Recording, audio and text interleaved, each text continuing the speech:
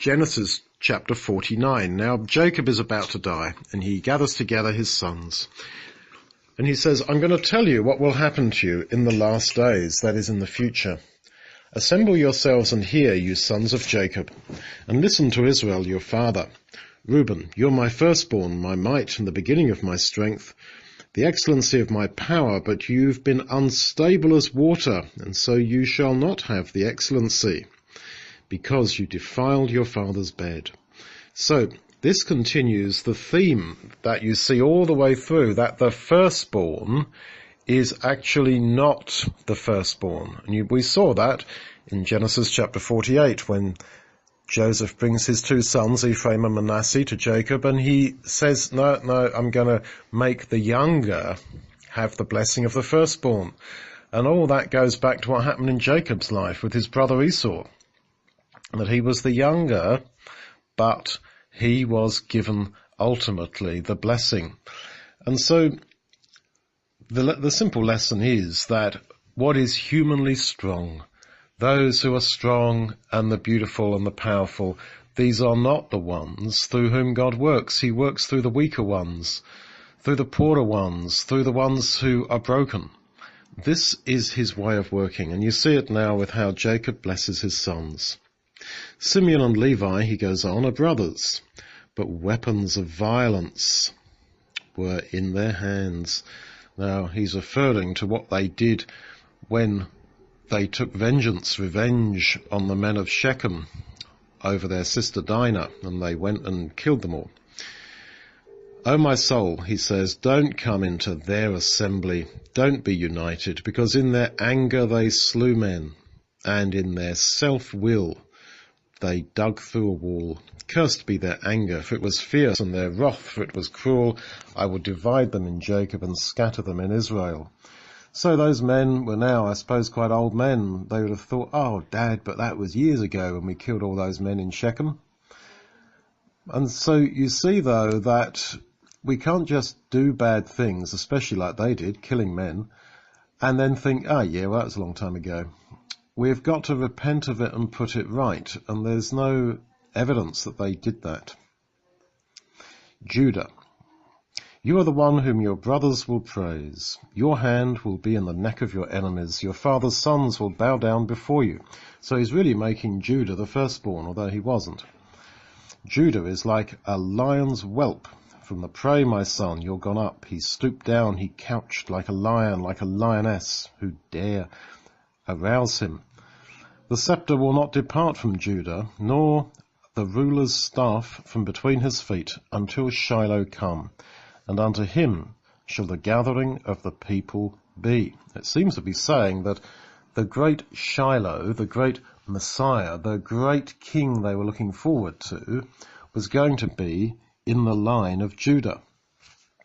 And that is what happened, because Jesus was from the line of Judah. Mary, his mother, was a descendant of David and fulfilled that promise that through the line of David there would come someone who would be the Son of God.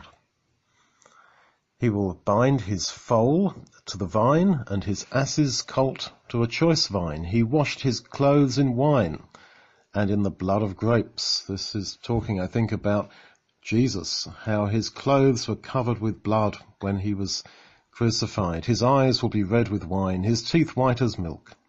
So this great Shiloh, this great king who was to come in the line of Judah, was also going to be killed and covered in blood. And you can see how in these ancient words it all looked forward to Jesus, that Jesus was always in the plan, in the mind of God. He didn't exist before he was born, but he was very much in the plan of God, in the mind of God, as John says in the New Testament. There was what is called a logos, that is a word, a plan, a purpose. And that was with God right from the beginning, but it was made flesh when Jesus was actually born. Zebulun will live by the seaside, and he will be a harbour for ships, and his border will be to Zidon. Issachar is a strong ass couching down between two burdens.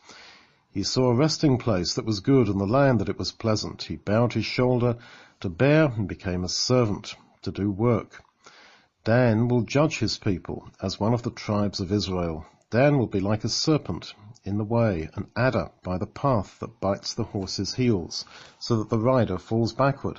So again, you've got the idea that that which is low will overthrow that which is high and powerful and mighty. I have waited for your salvation, O Lord. Gad, a troop will press upon him, but he will press upon their heel. Out of Asher his bread will be fat, and he shall yield dainty food fit for a king.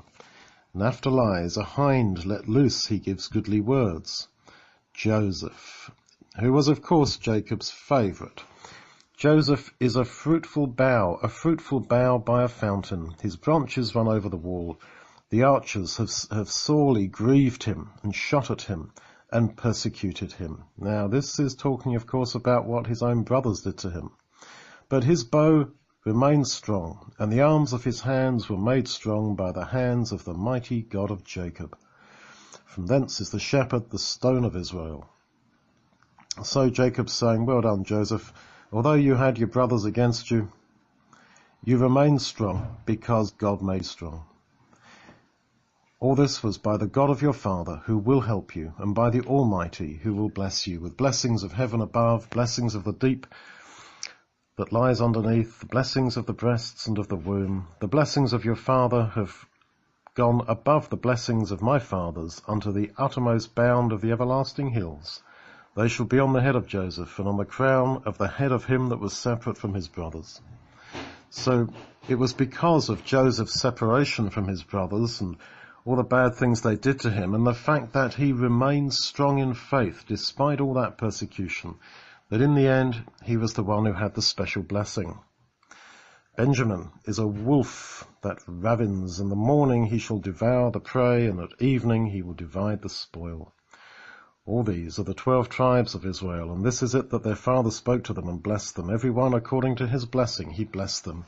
And he charged them and said to them, I am to be gathered to my people.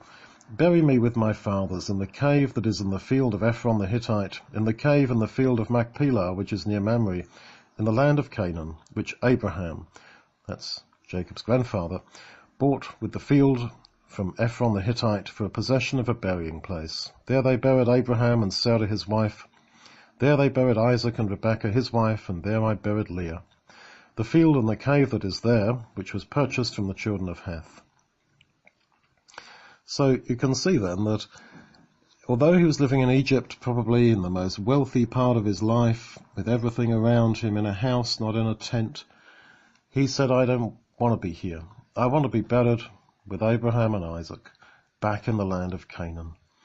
And so with us, no matter how life turns out in this world, whether we're rich or poor, our hope should be the hope of Israel, as Paul put it, the things of the kingdom, wanting to always be identified with men like Abraham and Isaac and Jacob, those who, although they were weak, they still believed in the promises of the kingdom which God gave them. That's how we should be. And when Jacob had made an end of charging his sons, he gathered up his feet into the bed and gave up the spirit and was gathered to his people. So he gave up the spirit. That's another way of saying he died. So then we are made from dust.